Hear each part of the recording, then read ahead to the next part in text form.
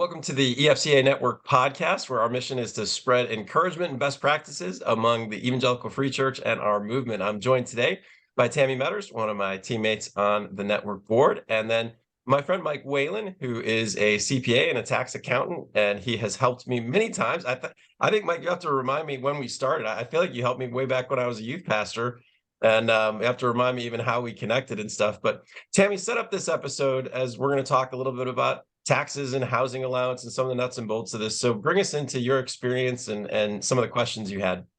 Yeah, so I'm Tammy Metters, and I serve at a church in Charlotte, North Carolina.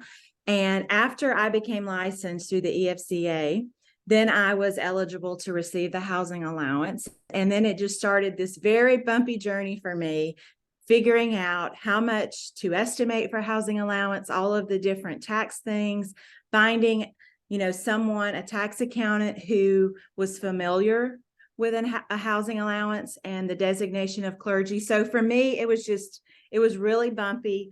There was a bump when I first estimated what my housing allowance would be. And then I hit another bump when I was trying to find someone to do my taxes. And it just kind of felt like new pastors, new clergy, can have some direction here. Like, it would have been nice to have a little direction here. So that's how this conversation started. And we're so grateful to you, Michael, for just spending some time with us and giving us some direction here. Sure. Well, and my big challenge personally too was just when I moved to Charlotte, where I eventually, met Tammy and we started working together. I didn't estimate my quarterly taxes well. And that just ended up being a hardship for our family as April comes around. And so that's kind of the practical side for me. But Mike, introduce yourself and just share kind of how you got into this and some of your background. I know you've been doing this for a while, but tell everybody a little bit about yourself, and then just walk us into this topic and help pastors and ministry leaders try and navigate some of these decisions. Sure. Well, thanks for the opportunity today to talk a little bit about this, and we'll try not to get too deep into things, but I'll try to give you enough of a working background so you'll know enough to be able to navigate through some of these rules. I'm a CPA. I've been in practice since the mid '80s. I have a master's in tax. I work a lot with ministers and nonprofits over the years, and I can tell you that just almost as a general rule, in my experience in working with small churches, many aren't familiar with it. So your situation is very common, Tammy. They aren't familiar with how the W-2 is presented. They're not familiar with how the housing allowance works. They're not necessarily required to tell you what qualifies as a housing expense, but nonetheless, most churches are not familiar with these rules, and they look for outside help to give them guidance. I think the first place to start really is, who qualifies as a minister and is able to take advantage of excluding from income the housing allowances, or housing expenses, I should say. And that really depends on the church. That's a decision they make. Generally, you have to be licensed or ordained or commissioned. It's a kind of I don't know if it's a state by state issue, but my experience has been that most churches will certainly look at, and if they've got a pastor who is recently graduated from, say, Trinity International University, and they're licensed and ordained, and they've checked all the boxes, that's a pretty straightforward one. I have seen situations where at some of the larger Christian universities where some of the teachers are considered ministers. So that's probably out there on the fringe a little bit, but I have seen that over the years. So it seems to be a pretty broad definition when you look at that. It's a little more of a legal definition, and it is something that each church has to make a decision on whether you qualify or not. So the board, so in terms of housing allowances, and this is a big benefit for ministers, they are able to exclude from their compensation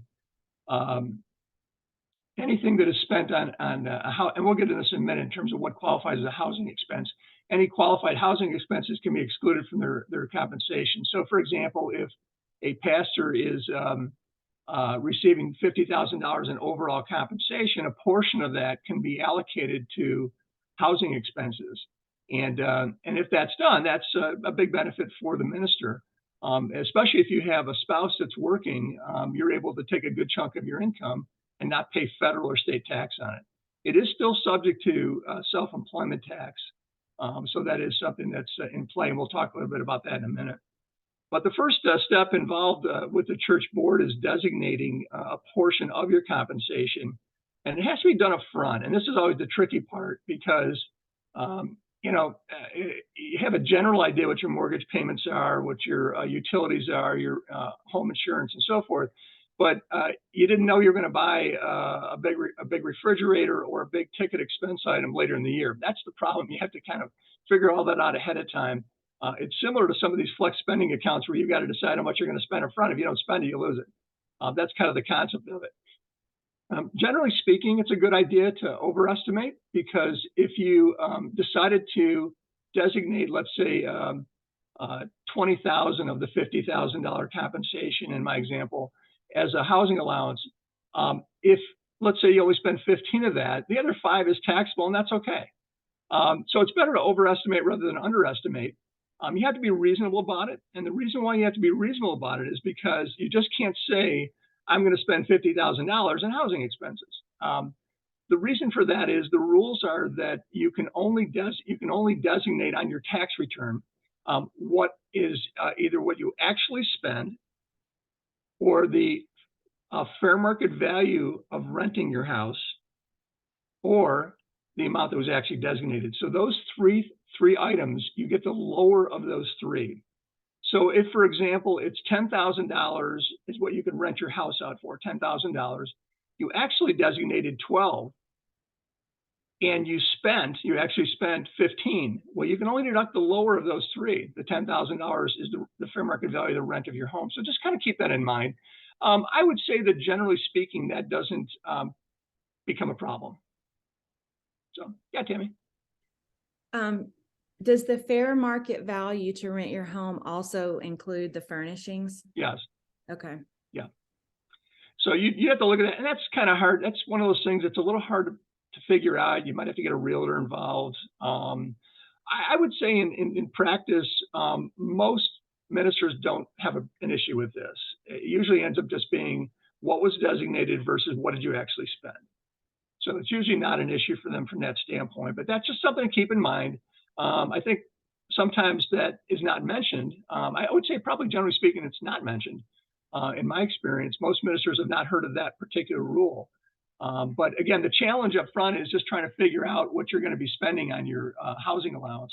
And who knows what your housing expenses are going to be. Some are predictable and some aren't. So that's just something to keep in mind. It has to be done proactively, not retroactively. So if you get to the middle of the year and you know what, I'm going to be buying a new refrigerator, I need an extra $1,200 or whatever it might be. If you're going to go over your housing allowance that was originally designated, it's too late at that point. You can't go back to the board and ask for that. It has to be done up front. So a lot of the boards will do these designations in December to get you ready for January 1 start date. Okay, so just something to keep in mind with that. So it's always better, I think, as a general rule, to guess higher rather than lower. So if you think you're going to spend 15, just put 18 in there. You're not going to hurt yourself doing that. So if you end up only spending $14,000, don't worry about it. You'll just have to pay tax on that additional amount as you would have anyway. So just something to keep in mind with that. So the next question, of course, is what qualifies as a housing allowance expense? And generally speaking, it's going to be rent if you're renting your place. It's going to be utilities, which, heat, electric, gas, basic telephone, water, garbage, things like that. Furniture, appliances. So again, that goes back to if you're going to be buying some new rugs or new living room furniture, try to guess that ahead of time if you can, or you'll have to wait till the next year if you want to include it in your housing allowance. It includes any insurance on the home, repairs, improvements, upkeep of the home, of the contents of the home, snow removal, lawn and mowing, excuse me, lawn mowing, and things like that. So it doesn't include groceries. Some of that's probably pretty intuitive, but it's just really whatever you need for upkeep of your home. There's you can Google that and look at a long list of expenses. I've just captured maybe the broader 90% of them. That there's a small 10% that will fall in there that might fit your situation, but It's not, not dog food, not stuff like that. It's all what's needed to maintain your own home. So, what about a big, like if you knew you were doing a kitchen renovation and you're like, we're gonna drop 20 grand this year on a kitchen, like would that qualify? Would that justify like essentially doubling your housing allowance for that year? Yeah, if you're keeping in mind the rule up front, the lower the fair market value rent and what was designated and so forth. Sure, yeah. So if you can rent your place for say $4,000 a month, and that's almost 50 grand, and you started out at 30 with your housing allowance, and you want to move it up another 20, that's fine. You can do that, but you just have to watch out with bumping into that rule. It's the lesser of the fair market value of the rental, the actual amount that was designated, and then the actual amount you actually spend. So you just have to watch out for that, but sure, you can do that. Yeah, that's very common. So once you get beyond that and you figure out what you're going to have for a housing allowance, this really becomes the real world stuff, and that is what you touched on, Darren, is making sure you're not going to have sticker shock in April. So it's really important, and I run into this a lot with new pastors at our church. I'm always very careful to do what we call a forecasted liability analysis, because I want to see what are your liabilities going to look like for the whole year. So we basically will prepare a 2023 1040 right now and forecast out all their income for that individual and their spouse. And so we can see what their tax return is going to look like basically right now here in June. And then we can look and see, what are you withholding? Oh, you're withholding 8,000. Well, your liability is about 12. So you're short 4 grand. That gives you, a good 8, 9, 10 months running head start to get caught up and not be caught 4 weeks before the deadline, knowing you owe an extra 3 or 4 grand. So it's important to really stay on top of that. You can make estimated payments. That's one option, or you can have the tax liability withheld from your pay, like you always have if you've had a normal W-2 job in the past. Generally speaking, it's better to do it through the W-2 because it's kind of out of sight, out of mind, and you've allocated it over the remaining pay period. So that's a little easier to do it that way. And I'll talk in a minute about how to calculate that and what's involved with that. But that's how I would recommend you pay in your taxes, just through your W-2. Now, technically, churches are not required to withhold for pastors, but almost all of them will, and almost all of them do. So I would have your church do the withholding. It's a little cleaner that way and a little simpler. Now, in that case, is the church making quarterly payments for you, or they're just holding it for April? Yeah, what they're doing is they're withholding money from your pay, like this upcoming pay period, and they'll remit it to the government, to the IRS, and to the state usually by the 15th of the following month, unless they're on a different payment schedule. Okay, my churches, I don't think I've ever had that. Mine have always, as part of the benefits package, I've generally gotten half of the, what do they call it? Half of the Social Security or something. So 7.5% is like a benefit. But that just comes to me as a quarterly check. Like, so 2 weeks before it's due, I get a check, but then I'm still responsible to submit it. So I've not had churches make payments for me. I've always had to keep, and that's definitely been a challenge for me at different times, is keeping up with those estimated payments and making sure that you follow. Even if I've had an accountant tell me, here's what you better do, it's like it's an easy you can feel like you can cut that corner for now, but then you pay for it in April. Yeah, I know that's a little bit of an uncommon way of doing it, where you actually get the check from the church. That's taxable to you, of course, but some churches will do that. They'll say, well, we know you're going to have to pay your 1/2 or your full share of the SECA tax, they call it. The SECA tax is self-employment tax. It's also interchangeable with FICA tax, self-employment tax. All those terms are interchangeable. So when I say FICA tax, I really mean SECA tax for ministers. But yeah, basically, you're on the hook for all of the SECA tax or FICA tax, which is 15.3%. And that's on your total compensation. That's on the full 50,000 in my original example. But you do pay federal and state tax only on the portion that is not the housing allowance. So I'll call it the salary portion of it. So if your salary portion is 30,000 and 20,000 is the housing allowance, you will pay federal and state tax on the 30,000 in my example, the salary portion. You will pay self-employment tax or SECA tax on the full 50,000. And you have to keep that in mind. I think that's probably the area that traps most of the pastors, because the typical scenario that I've seen is you have a pastor that's making, let's just say $75,000. The spouse does not work. Generally speaking, their tax liability would have otherwise been relatively low when you're talking about federal tax. But when you throw in the self-employment tax on top of that, now you've got, an extra $10,000, $12,000 in self-employment tax. And they're saying, wait, what? They have no idea that was coming. So that's a real eye opener. And that's part of that forecasted liability analysis we do to make sure they understand, you're not just paying federal and state tax on your salary only. It's going to be on that salary, but you're also paying self-employment tax on the full amount you of your compensation. So, But the thing that changed at some point, because our four boys have grown up and we got three in college now. The thing that changed was the child tax credit. yeah, So I remember when I first started, we were feeling that 15%, and that was just. But then at some point, I guess early 2000s, like the child tax credit kicked in, and we kept having more kids. And so that was just a huge benefit. But what nobody told me was the year your child turns 16, you lose that. So I yeah. don't know if the government's like, hey, they should be working, get them out to McDonald's, and they're chipping in for the taxes on their own. But that was something I just wasn't prepared for. Nobody told me, but it's a nice Yeah. benefit when you have it.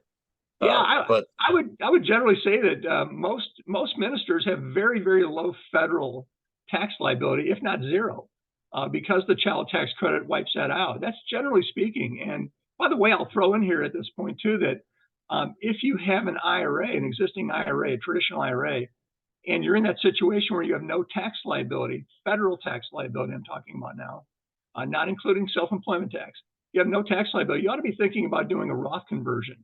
And bringing some of that into income where you won't pay any tax on it. So talk to your financial advisor about it, or your tax accountant about that. But if you have no federal tax liability, you ought to be thinking about doing that. So the self-employment tax really is what comes after federal tax on the tax return, which federal tax is usually very low. And then you see this big number for self-employment tax, and you say, what is this? And it represents the self-employment tax on all of your compensation, salary and housing allowance. So that's the big eye opener for a lot of new pastors that you have to watch out for. And I think generally after the first, year or two, you get used to it. You sort of digest it and you understand what the drill is, and you make sure that you have enough withheld going forward. Tammy, you mentioned about your W-2, I think maybe, or you were talking about your housing allowance and how that might have got messed up in terms of how it's presented. I will also say that, again, a lot of churches, especially small ones, don't have any idea about a lot of these rules, especially the tax reporting for pastors. The church is not required to pay that self-employment tax or that SECA tax. That's all on the minister. Having said that, a lot of the smaller churches still pay it. And when they do, they will add that to your compensation, just like they do for Darren. And then you'll at least be, they call it being grossed up. They'll gross up your income to kind of cover that half of the tax, just to kind of help you out. Because if you had a normal, job, a non-minister job out in the marketplace, you'd be paying your share of the FICA tax, which is 7.65%. We probably all worked a job where we had to do that. But when you become a minister, you are considered self-employed. And so you have to pay the full 15.3%, not just your share of 7.65. So that's something to keep in mind. And you'll get kind of a strange looking W-2. You'll see your W-2 doesn't look like the W-2 that you got when you worked at McDonald's. It'll have an amount in box 1 for the gross wages, which are excluding the housing allowance. It'll have in box 2 your federal taxes withheld if the church is doing that for you, and they should. That's a little. I'd say most often that happens more than 90% of the time. Boxes 3 and 5, which are your Social Security and Medicare wages, will be 0. It's a strange presentation. Again, that goes back to because the church is not responsible for paying Social Security or Medicare taxes for you. That's on you. So they will also have in box 14, which is a memo box. And that box 14 will have in it, and it should, the word housing allowance, and it'll tell you what it is. So it'll say housing allowance, $20,000. Now you need that because when you prepare your return, it's going to show $30,000 in box 1, which is your normal compensation. But if you're preparing the return, or a CPA is preparing, they're going to look at it and go, what's your housing allowance? And you might say, well, I don't remember. I have no idea. And then you got to go back and talk to your church or whatever it might be. But that's not self-evident when you look at a W-2. You have to have something in box 14. That's where it's almost always listed to indicate what the housing allowance portion of it is. So that's something that I think is important for new pastors to do, is to get some guidance from a CPA or someone that knows what they're doing. I would say that, I don't know, maybe 50-50 of my colleagues know about ministers' taxes. The other half don't, or don't have a clue about it, and they just don't work with it. I've worked with it over the years, and I can tell you up front, it was early on going, wait, this is how it's done, really? And it's just a weird presentation, weird reporting, but that's just the way the tax laws are. And so you'll need to find someone that at least understands it well enough to give you guidance on it. So I think one of the last topics we wanted to talk about was possibly opting out of Social Security. And, I would tell you that generally speaking, over 3 decades plus, I would say that's definitely the exception, not the general rule. It's not right or wrong. It's just that it's a personal decision you have to make. It's almost like, what color car do you want? Everybody's going to decide on that choice themselves. And there's implications in doing that because once you make the election, you can't go back. And if you decide to opt out of Social Security, and you're on your own to track your own retirement and put money away for it. And when you get to be old enough to otherwise draw Social Security, you're not going to be able to. And so that's something to keep in mind. And you better have money set up and set aside. It's difficult for a pastor, as it is with the compensation level they get, to be thinking about putting money away for retirement. Most of them are just, try to survive and support their family. So it becomes a difficult situation. So I wouldn't necessarily recommend doing it, but it's not wrong. It's just that if you did do it, make sure you're planning for it. That's all. The way it was presented to me was if you choose to not go into Social Security, you're essentially claiming a religious conviction against insurance. I mean, that was how it's like, you have this convictional thing that you don't believe in insurance. And so I in my mind, it was like, if you're not going to pay into Social Security, you're basically saying, I'm not going to have insurance at all. And I've known a few pastors who have opted out of Social Security, but they do carry regular insurance. And I've just felt like that's kind of an inconsistency. And it, just from a ethical standpoint, like, if you're making that claim, you really got to think through what you're telling the government and then what you're actually going to do. And I don't guess the government chases you down to, check and see what your insurance benefits are. But that's the way I've understood. Is that the way it's presented legally? Is that it's like a convictional? Yeah, that's right. And there's an application, I think it's form 4361, if I remember right. You have to actually fill that out, and you're checking all those boxes and you're signing it to indicate that. And there's no going back. They did have back in, I think, early 2000s Congress, because a lot of pastors are saying, I'm not sure we made the right decision here. Can you let us unwind this? And back in 2000, they actually did do that for a time. They had a little open window for you to be able to go, all right, we'll do a do-over. I'll get back on Social Security.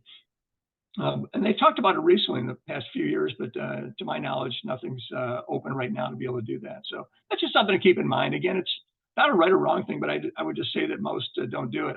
The obvious tax savings are that, in my example, the $50,000, then you would not be paying 15.3% in SECA tax or FICA tax on that. So that's the main benefit. And I think sometimes pastors, some of them do, when they see that, they'll go, wow, that's a huge tax savings. But you better be putting that money aside, or a good chunk of it aside, for retirement. So that's just something to keep in mind. It's also good to get hooked up with a financial advisor who, again, has your full financial picture in mind and looks at your whole objectives rather than just me saying, here's what I think I got to do from a tax standpoint. They'll look at whether you can afford it, what you want to retire on, how much you need to retire, and all that. And it's good to do that from the very beginning. A lot of the financial advisors that I know will do that either at no charge or discounted rate to help you out as a minister, certainly getting started. So I do see a lot of my minister clients working with financial advisors directly and not really trying to do it themselves. So, Well, and within the EFCA, we have the great blessing of FCMM. And so that's an easy and free phone call for any EFCA pastor or ministry leader to call FCMM, schedule an appointment, and they will definitely work with you to, if you're not set up with them, they'll help you get set up, and but they'll give advice on all this. So that's been helpful for me through all the different churches where I've been, but just keeping my retirement in FCMM. And then different churches I've served. This is just a word for local church elders and local church deacons and stuff as they're making salary packages. One of the best policies at churches where I've served is having a matching retirement program. So like right now, I get a guaranteed 2%. So my church is going to put 2% directly to FCMM, but they'll match up to another 2% at 50%. So if I put in 4, I get an extra 2 on top of the 2. So I can have then 8% that's going, and the church is matching.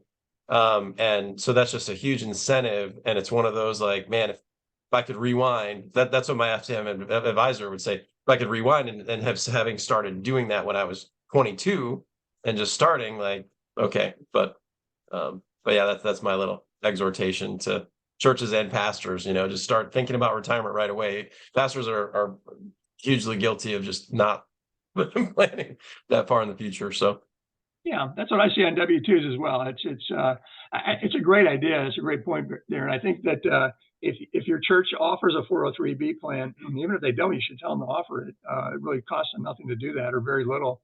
And it's a great way for, again, it goes back to the out of sight, out of mind. Putting your federal and state taxes withheld, have that withheld from your check as opposed to estimated payments. Out of sight, out of mind. Doing a 403B, even if it's a small amount, it's a good discipline to get into. And as kids get older, you can start to put more away. But it's just a good discipline to get into early on in your life, because retirement will be here before you know it. So, good idea from that standpoint. This has been so helpful. Thank you so much, Michael. I needed you a couple of years ago. I really do.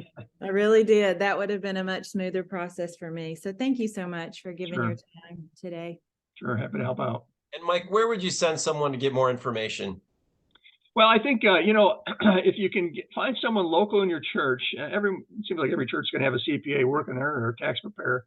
See if you can put a bug in their ear to maybe help out the pastors at church. Our firm prepares new pastors to come on board from Trinity and other colleges. We prepare the returns at no charge. We also give them these forecasted liabilities in the fall, analysis in the fall, to make sure that they're withholding enough and on track.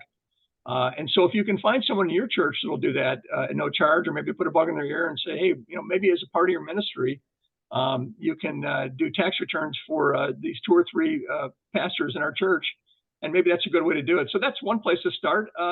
There's, otherwise you'd have to find someone local that understands minister tax rules and get connected with them.